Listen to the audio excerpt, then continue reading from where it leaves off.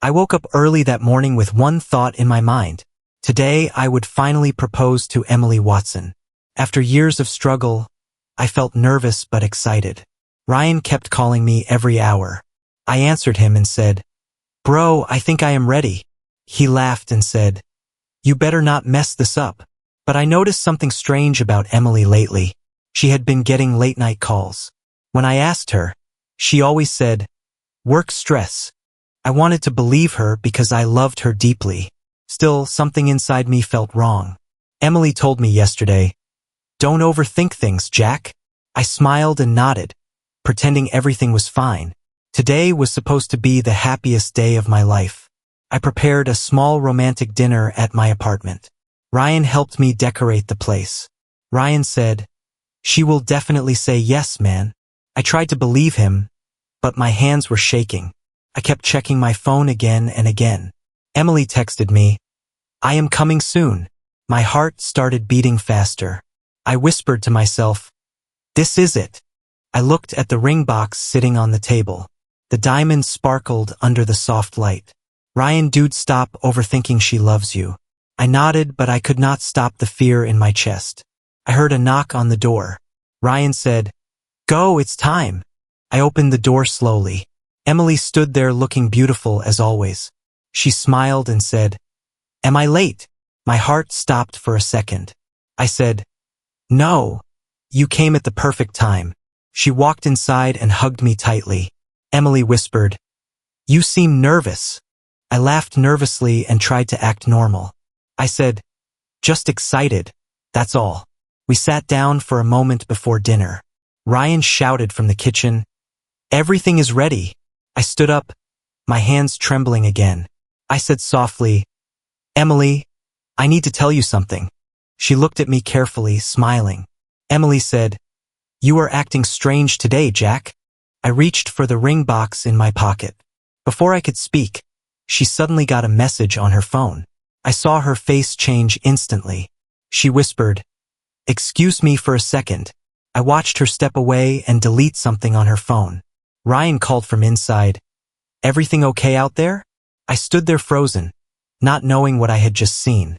I forced a smile and said, "Yeah, everything is fine." But inside me, everything was breaking. Emily returned and said, "Sorry, just work stuff." I nodded, but I didn't believe her anymore. Ryan whispered, "Are you okay?" I replied, "I think something is wrong." Ryan said, "Talk to her after dinner." I looked at Emily, and for the first time I felt fear instead of love. Emily smiled at me and said, "Let's enjoy tonight." I nodded slowly, hiding the storm inside me. Ryan raised his glass and said, "To you both." I forced myself to smile as I watched Emily laugh. The night felt perfect, but my mind was not. Emily said, "You look serious. Talk to me." I hesitated, holding the ring in my pocket. I said, "After dinner, I have something important." She nodded, but her eyes looked distant for a moment. Emily whispered, "Okay, I trust you." I smiled, but deep inside, I was shaking. Ryan called out, "Dessert is ready." I stood up and looked at Emily one last time before the moment that would change everything. Emily said softly, "Are you okay, Jack?" I smiled and said, "Yes, I am perfect." Ryan shouted again, "Come on, guys." I walked to the dining table, feeling my heartbeat in my ears. Emily said, "This feels special tonight." I looked at her and thought about everything we had been through. I said, "Emily, I have waited for this moment for years." I slowly reached into my pocket, ready to kneel. Ryan whispered from behind, "Do it now." I took a deep breath as Emily looked at me with a soft smile. Emily said, "Jack, what's going on?" My hands shook as I pulled out the ring box slowly. I said, "Emily Watson, will you marry me?" Everything went silent for a moment as I waited for her answer. Emily looked at me, her expression changing slowly. My heart pounded so hard I thought she could hear it. She whispered, "Jack, Then I saw her take out her phone with shaking hands. I said, "Sorry, I need a second." I watched her step aside, and what I saw next froze my blood. I saw her quickly delete a message, her face turning pale.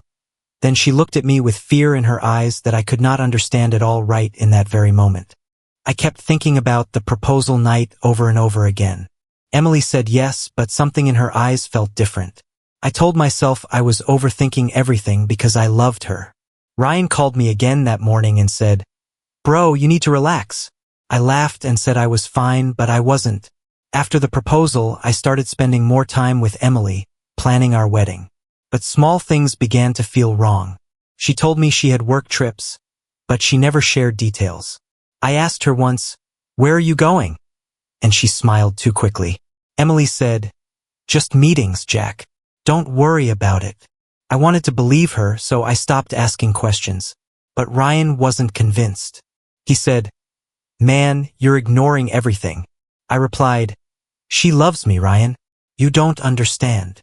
My mother also noticed changes in me and asked, "Are you really happy, Jack?" I said yes, even though my voice didn't feel honest. Emily avoided introducing me to her close friends. That made me feel like something was hidden. One evening, she said she had another late work meeting. I nodded, but I decided to follow her secretly. I took my car and kept distance behind hers. Ryan texted me, "Don't do something stupid." I didn't reply. Her car stopped near a restricted building. I slowed down and parked far away. I whispered, "What are you hiding, Emily?" I saw her step out and look around nervously. Then a man appeared from the shadows. Emily's expression changed instantly. I hid behind my car, trying to understand what I was seeing. She said softly, "This was not supposed to happen." The man grabbed her arm and spoke angrily. I felt my heart drop. I stepped forward, but stopped myself. Emily suddenly looked in my direction. Our eyes met for a second that felt endless. She whispered, "Jack, run." I froze, not understanding what she meant. The man turned sharply toward my hiding place. My breath stopped as everything went silent. I realized I was no longer just watching. I was part of something dangerous. Emily stepped between me and the man, shaking her head. She said, "Please, don't involve him." The man laughed coldly and said, "He already is involved." I felt my stomach twist. Emily looked at me again, her eyes full of fear. I whispered, "Emily, what is going on?" She didn't answer me. Instead, she said to the man, "Give me one more day." I stepped back, feeling like the ground was breaking under me. The man pointed at me and said, "He can't leave now." I finally understood that my life had already changed forever. Emily shouted, "Jack, go!" I turned, but I couldn't move. The man started walking toward me slowly. I heard Emily scream my name. I stood there trapped between fear and confusion. Emily suddenly pushed the man back with all her strength. He stumbled, and she grabbed my hand. She whispered urgently, "You need to leave now." I asked, "Why are you doing this?" She said, "I don't have time to explain." The man shouted, "Stop them!" I ran for the first time that night. Emily was still holding my hand as we escaped into the darkness. I looked back once and saw her face disappearing behind me. Her eyes told me everything I didn't yet understand. I whispered to myself, "What have I gotten into?" We finally reached a safe distance, and she let go of my hand. She said, "Now you know a part of the truth." I stared at her, breathing heavily, but I realized I still didn't know anything at all. Emily looked away, unable to meet my eyes. I knew my life would never be the same again. And as I stood there, I understood one thing clearly. I was no longer living in the life I thought I had. Everything I believed about Emily was starting to break. I asked her again, "Who was that man?" She hesitated before answering, "Someone you should never meet." I felt a cold fear spread through me. I said, "Emily, I deserve the truth." She finally looked at me and whispered, "Not yet." I clenched my fists, feeling everything collapse inside me. She turned away, leaving me with more questions than answers. I stood there in silence, watching her disappear into the night. And for the first time, I realized love could also be a trap. I didn't know if I should chase her or run away, but I knew one thing for sure. Nothing in my life was real anymore. I whispered, "What do I do now?" And the silence answered me better than she ever did. I waited. I couldn't sleep after what I saw near the restricted building. Emily kept repeating, "You shouldn't have followed me." I finally confronted her the next morning. I said, "Emily, just tell me the truth. Who was that man?" She looked shocked, then quickly forced a smile. Emily said, "Jack, you scared me last night. I told you it was just a work issue." I stepped closer and said, "That didn't look like work." She touched my hand gently and said, "You don't trust me anymore?" Her voice broke a little, and I felt guilty instantly. I said, "I just want to understand." She sighed and said, "You're stressed, Jack. You're imagining things." I hated how weak I felt when she said that. I whispered, "Maybe I am." She hugged me and said, "Then trust me again." And I did, even though something inside me screamed not to. Later that day, I went to work still confused. My boss, Daniel Brooks, called me into his office. He didn't smile. He said, "Carter, I'm giving you a high-stakes project. No mistakes." I nodded and said, "Yes, sir." Daniel leaned forward and said, "This project will decide your future here." I felt pressure building in my chest. I asked, "Why me?" He replied, "Because you don't fail yet." His words felt like a warning. I left his office feeling like I was walking into fire. At lunch, I met Olivia Hayes near the office cafe. She looked nervous when she saw me. She said, "You look tired." I replied, "Just work." She hesitated and said, "It's not just work, is it?" I frowned and said, "What do you mean?" Olivia looked around before whispering, "Be careful around the people you trust." I asked, "Are you talking about Emily?" She froze and said, "I didn't say that." I said, "Then don't say things you can't explain." She stepped back and said, "I just think you don't see everything clearly." I replied, "I see enough." But deep down, I wasn't sure anymore. She walked away quickly, leaving me more confused than before. That evening, I called Ryan. He didn't answer at first. When he finally picked up, he sounded distant. I said, "We need to talk." He replied, "I'm busy, Jack." I said, "You've been avoiding me." There was a long pause. Ryan said, "You're changing, man." I said, "Because I'm trying to figure things out." He replied, "Maybe stop trying so hard." Then he hung up. I stared at my phone, feeling like I was losing him too. Emily noticed everything. She started asking, "Who were you talking to? And why do you need Ryan so much?" I said, "He's my best friend." She replied, "I don't like how he influences you." I said, "Emily, don't do this." She smiled, but it didn't feel real. Emily said, "I just want us to be closer." Slowly, she started pulling me away from everyone. I stopped seeing Ryan as much. I stopped talking to Olivia. My world became smaller, only her voice filling it. One night, I tried calling Ryan again. No answer. I texted him, "We need to meet." He replied hours later, "Not right now." That's when I knew something was wrong. The next morning at work, Daniel said, "You look distracted." I said, "Personal issues." He replied, "Fix them fast, or they will cost you everything." His words hit harder than I expected. I felt trapped between work pressure and my collapsing personal life. That night, Emily cooked dinner for us. She smiled and said, "Stay home more, Jack. You don't need anyone else." I said, "That's not normal." She tilted her head and said, "What's not normal is people filling your head with doubts." I said, "Are you talking about Ryan?" She didn't answer directly. She just said, "I care about you more than anyone." I wanted to believe her, so I nodded again. Later, I sat alone in the dark after she slept. My phone lit up suddenly. Unknown number. One message. It said, "She is not who you think she is. Stop before it destroys you."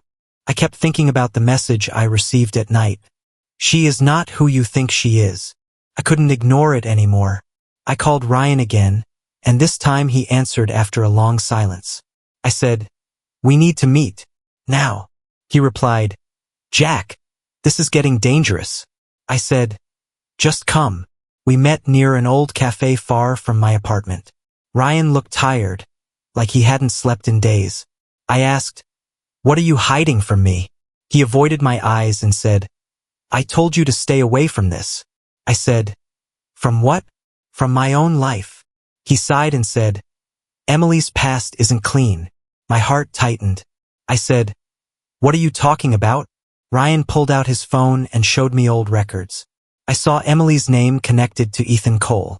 I whispered, "This can't be real." Ryan said, "I wish it wasn't." I felt my hands shaking. I said, "She would never lie to me." Ryan replied, "People change when they're scared." I went home feeling like my chest was burning. Emily was cooking when I entered. She smiled and said, "You're late." I forced a smile and said, "Work." She came closer and said, "You look different." I said, "Just tired." She touched my face and said, "Talk to me." I almost broke right there, but I held it in. I said, "Nothing to talk about." She stared at me for a moment, then nodded slowly. That night I couldn't sleep. I looked at her phone while she was in the shower. My hands were shaking. I told myself, just check, just once. I found nothing at first, but then I saw hidden messages. My heart dropped. I whispered, "Emily?"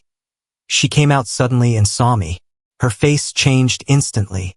She said, "What are you doing?" I stepped back and said, "I just wanted answers." She grabbed her phone and said, "You don't trust me anymore?" I said, "I don't know what to trust."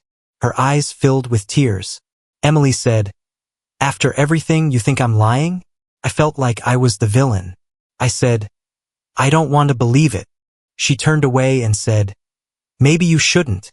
Then she locked herself in the bedroom. The next day at work, Daniel called me into his office again. He threw a file on the table. He said, "You're slipping, Carter." I said, "I'm handling it." He replied, "Handle it faster, or you're done here." I said, "Sir, I just need time." He leaned back and said, "Time is something you don't have." I left his office feeling crushed. Later, Olivia met me outside the building. She looked nervous again. She said, "You look worse." I said, "What do you want?" She hesitated and said, "You still don't see it." I said, "See what?" She lowered her voice and said, "Emily isn't just hiding things. She's surviving something." I said, "Stop talking in riddles." She replied, "Iife is not just a name. He's dangerous." I stepped back and said, "How do you know this?" Olivia said, "Because I saw her with him." I felt my world spinning. I said, "Why didn't you tell me earlier?" She said, "Because you wouldn't believe me." I went back home confused and angry. Emily was not there. The apartment felt empty. I called her. No answer. I texted her. No reply. Ryan called me and said, "Don't let this consume you."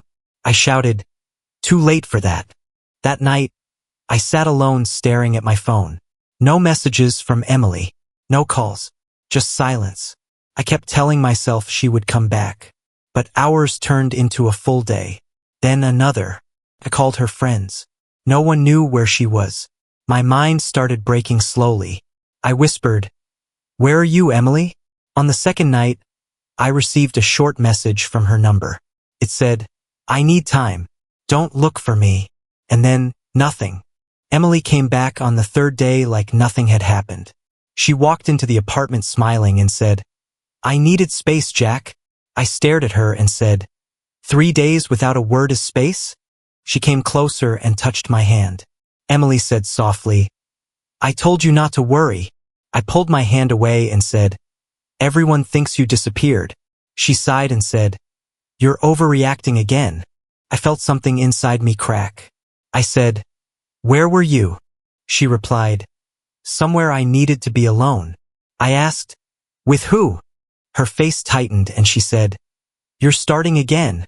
I looked at her and said, "I don't even recognize you anymore." She smiled sadly and said, "Then maybe you never knew me." That night I couldn't sleep. I kept replaying everything. I finally made a decision. I called Detective Liam Scott. He answered calmly and said, "What do you need, Mr. Carter?" I said, "I need the truth about someone." He replied, "Meet me tomorrow." I agreed immediately. The next day, I met Liam in a quiet office. He looked at the files and said, "This won't be easy." I said, "Nothing about my life is easy now." He started typing and said, "Give me time." I waited, feeling my chest tighten. After a long silence, he said, "There are gaps in her records." I asked, "What kind of gaps?" He replied, "The kind people use to hide identities." My stomach dropped. Later that evening, I met Ryan again. He looked guilty before I even spoke. I said, "Tell me everything." He said, "I tried to protect you." I shouted, "From what?" He finally said, "I saw her with Ethan Cole again. Multiple times." I froze. I said, "You knew and didn't tell me?" Ryan looked down and said, "I didn't want to lose you. I felt betrayed by my best friend." I said, "So I lost myself instead?" He didn't answer. When I got home, Emily was waiting. She smiled and said, "Where were you?" I said, "Out." She noticed my tone and said, "You're distant again." I replied, "I'm trying to understand you." She walked closer and said, "You don't need to understand me. You need to trust me." I said, "Trust is hard when people disappear." Her face changed. Emily said, "So now I'm a liar?" I said, "I didn't say that." She raised her voice and said, "You're listening to other people instead of me." I said, "Because you don't tell me anything." She stepped back and said, "You're becoming paranoid." Her words cut deep. The next morning, I called my mother Nancy. She said, "Jack, I told you something was wrong." I said, "I don't know what's real anymore." She replied, "Love doesn't feel like confusion." I stayed silent. She said, "Be careful, son. I feel danger around her." I said, "I love her, Mom." She sighed and said, "That's what scares me." At work, Daniel called me into his office again. He threw my file on the table and said, "You're a liability now." I said, "I'm doing my best." He leaned forward and said, "Your best is not enough." I asked, "What do you want from me?" He said, "Results or resignation." I felt humiliated. I said nothing and walked out. That night, Emily cooked dinner again like everything was normal. She smiled and said, "Let's forget everything." I said, "I can't forget." She said, "Then you're choosing pain over me." I said, "I'm choosing truth." Her eyes narrowed. Emily said, "Truth is dangerous." I replied, "So is lying." She stood up and said, "You're losing yourself." I said, "Maybe I already lost you." After she went to bed, I sat alone in the dark. My phone rang. Unknown number again. I answered. A man's voice said, "Mr. Carter, this is Detective Liam Scott." I said, "Did you find something?" There was a pause. Then he said, "Yes." I held my breath. He said, "Your fiancé is connected to a criminal investigation." My hand went cold as the phone slipped slightly. I whispered, "What kind of investigation?" The line went silent for a moment before he replied, "One you should have never been near." I didn't sleep after Liam's call. The words kept repeating in my head. Criminal investigation. I was sitting in the dark when Emily walked in. She said softly, "Why are you still awake?" I looked at her and said, "We need to talk." She froze and said, "Now." I stood up and said, "Yes, now." I showed her nothing at first, just stared at her face. Then I said, "Detective Liam Scott contacted me." Her expression changed instantly. Emily said, "You talked to him?" I replied, "He told me everything he could find." She stepped back and said, "You shouldn't have done that." I said, "Then tell me the truth." Emily suddenly looked tired, not angry. She whispered, "You don't understand what you're asking." I said, "Try me." She sat down slowly and said, Some things I did. I had no choice. My heart tightened. I said, "What things?" She shook her head and said, "I can't explain everything." I raised my voice and said, "Then explain something." She covered her face and said, "Jack, please don't push me." I felt anger and fear mixing inside me. I said, "People don't hide from detectives for no reason." She looked up and said, "I'm not the enemy here." Before I could respond, my phone rang. "Ryan." I answered quickly and said, "Where are you?" He said, "I'm outside your building. Let me in." I opened the door and he rushed inside. Ryan said, "You're not safe here." I said, "What are you talking about?" He looked at Emily and said, "He's back." Emily went pale. She whispered, "No." Ryan said, "Ethan Cole was seen near here again." I felt my stomach drop. Suddenly, the lights outside flickered. A loud knock hit the door. All of us froze. A voice from outside said, "Open the door, Jack." I recognized it immediately. Ethan Cole. Emily grabbed my arm and said, "Don't open it." I said, "He knows my name?" Ryan said, "We need to leave now." Another knock came, harder this time. Ethan's voice said, "She doesn't belong to you." Emily shouted, "Go away!" The silence after that felt heavier than anything I had ever felt. Ryan pulled me toward the back door and said, "Now!" I hesitated, looking at Emily. She said, "Jack, trust me one last time." I said, "I don't even know what trust means anymore." She stepped closer and said, "I did this to protect you." I whispered, "Protect me from what?" She didn't answer. Ryan grabbed my arm again and said, "We're leaving." I finally moved. As we ran, I heard the front door shake violently. Emily stayed behind. I turned back for a second and saw her standing still, facing the door like she was waiting for something to break. We made it outside through the alley. Ryan said, "You can't go back there tonight." I said, "She's still inside." He said, "She chose to stay." I shook my head and said, "No, she didn't choose this." Ryan said, "Jack, open your eyes." My phone rang again. Unknown number. I answered. A man's voice said, "She told you nothing, did she?" I said, "Who is this?" He laughed and said, "You already know." Then he hung up. Ryan looked at me and said, "We need to disappear for a while." I said, "I can't just leave her." He said, "She's already in something you can't fix." I felt like my world was splitting in half. The next morning, I went to work anyway. I needed normal life, even if it was fake. But Daniel was waiting. He called me into his office and said, "You're done here." I said, "What?" He slid a paper toward me and said, "Termination notice." I said, "I didn't do anything wrong." He replied, "You're too unstable for this company." I felt humiliation burning in my chest. I said, "You can't do this." He said, "I already did." I walked out of the building feeling like I had nothing left. No job, no clarity, no control. That night, I returned to my apartment alone. The lights were off. I stepped inside and said, "Emily?" No answer. I walked further in. Something felt wrong immediately. The drawers were open. The table was flipped slightly. My breath slowed. I whispered, "No." Then I heard footsteps behind me. I turned fast. The front door slammed shut, and everything went dark. I woke up on the floor of my apartment with my head pounding. The door was open, and Ryan was standing over me. He said, "You're alive." I sat up slowly and said, "What happened?" He replied, "Someone was here." I looked around and saw things moved, drawers open, my life scattered. I whispered, "Emily?" Ryan shook his head and said, "We don't know who came." A few hours later, Sophie Clark called me. She said, "I need to meet you alone." I met her at a small tea shop. She looked nervous the moment she sat down.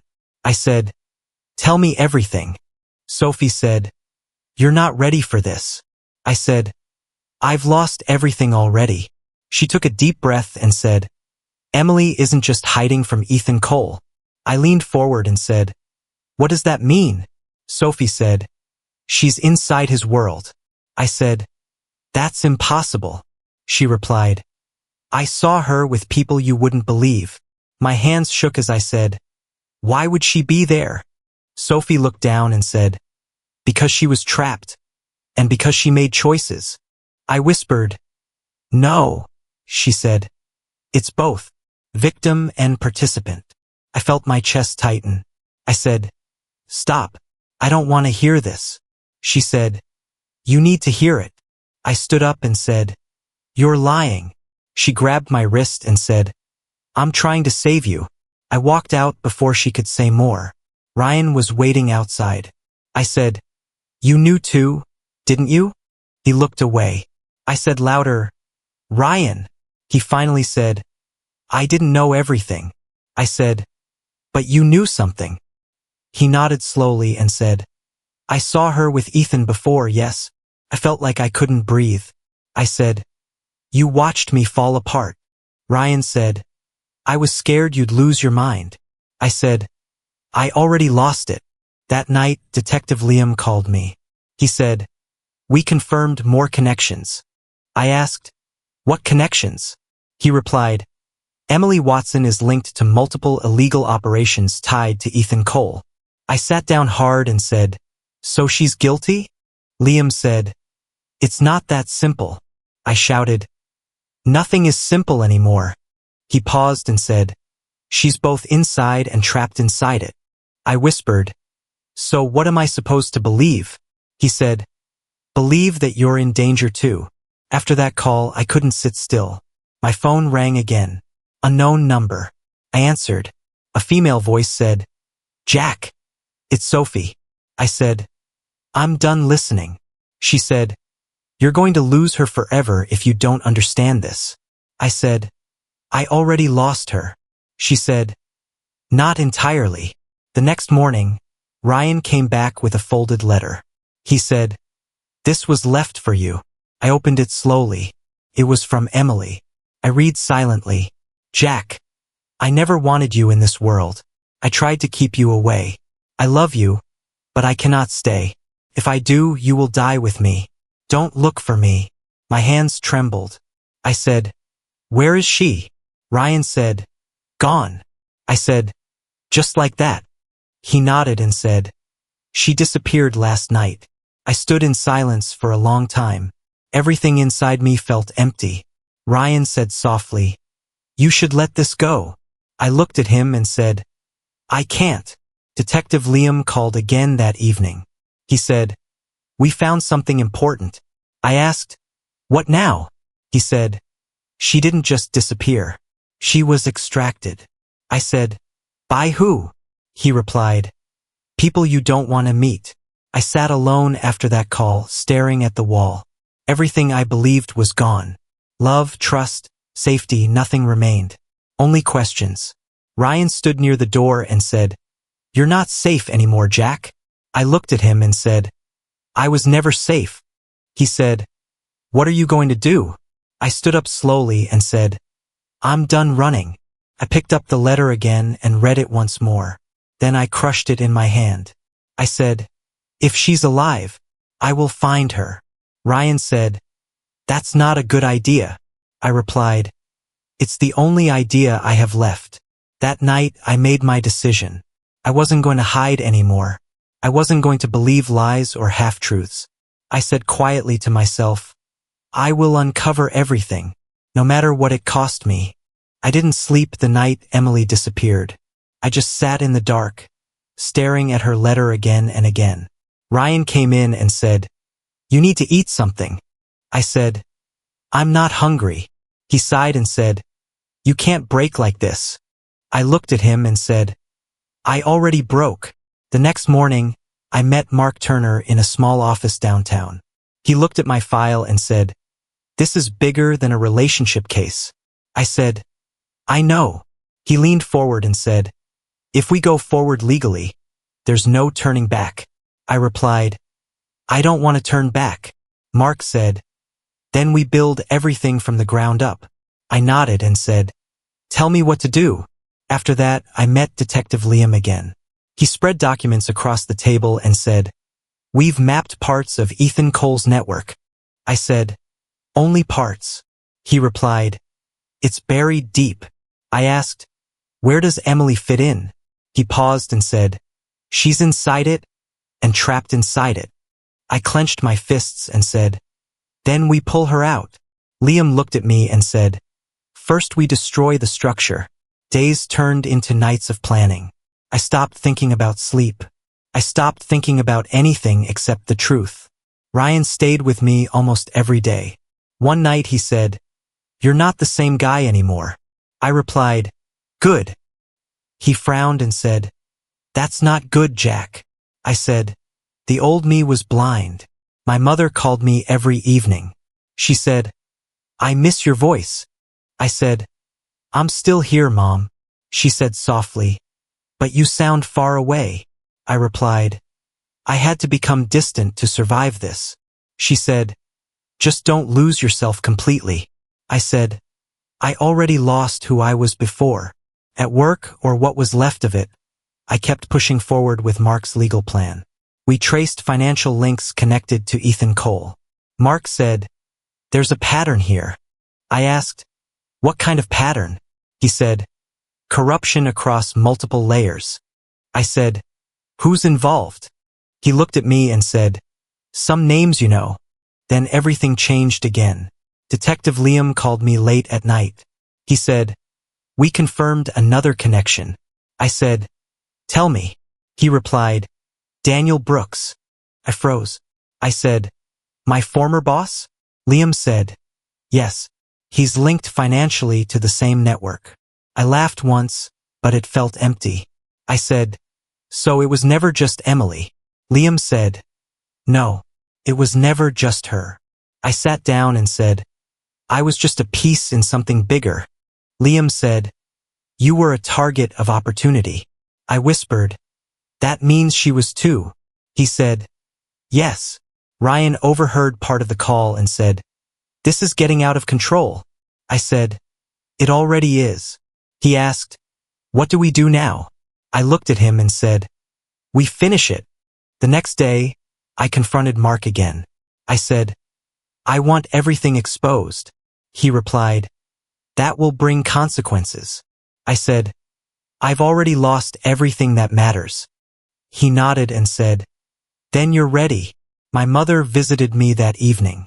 She looked at my face and said, "You don't smile anymore." I said, "Smiling doesn't help." She touched my hand and said, "You're becoming someone I don't recognize." I said, "I had to become this person to survive." That night, I sat alone and reviewed everything.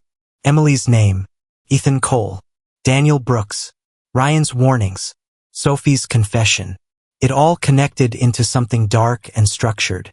I whispered, "This wasn't love. This was control."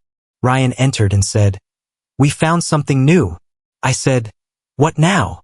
He handed me a file and said, "Daniel's transactions connect directly to Cole's operations." I closed my eyes and said, "So he was never just my boss?"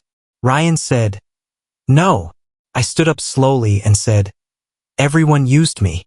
Ryan said, "Not everyone." I looked at him and said, "Then why does it feel like everyone did?" He didn't answer. The next morning, Detective Liam met me again. He said, "We're close to a breakthrough." I asked, "What kind?" He said, "A confrontation point." I nodded and said, "Then let's stop waiting." That evening, I packed a small bag. Ryan said, "Where are you going?" I replied, "To end this." He said, "You're not alone." I looked at him and said, "I am not the same man who started this." He said, "I know." I said, "Good," because that man would have been scared. I walked to the door and paused. Everything I had lost flashed through my mind. Emily, trust, peace, normal life. I whispered, "I don't run anymore." And for the first time, I believed it. I stepped out ready for the final confrontation. I stood in the cold warehouse with Mark, Liam, and Ryan beside me. Ethan Cole and Daniel Brooks were already there. I said, "It's over. I have everything." Liam said, "Police are outside." Ethan laughed and said, "You think you won?" I replied, "No, I just ended it." Daniel shouted, "You destroyed everything." Mark said, "Evidence is solid." Then Emily stepped forward. "I came to end this," she said. She added, "I was trapped, Jack." I looked at her and said, "I know." Emily said, "I'm sorry for everything." Liam said, "Ethan Cole is under arrest." Police moved in quickly. Daniel was taken away. I stood silent, breathing heavily. Ryan said, "It's finally over." Emily whispered, "Goodbye, Jack." I said, "Where will you go?" She replied, "Somewhere you can't follow." Detective Liam said, "Witness protection is arranged." Emily walked away slowly. I felt everything collapse inside me, but I stayed standing. I said, "It's done." Ryan placed a hand on my shoulder. I whispered, "I lost her, but I found myself." Mark said, "Justice is complete." I walked out alone into the light, and I never looked back again.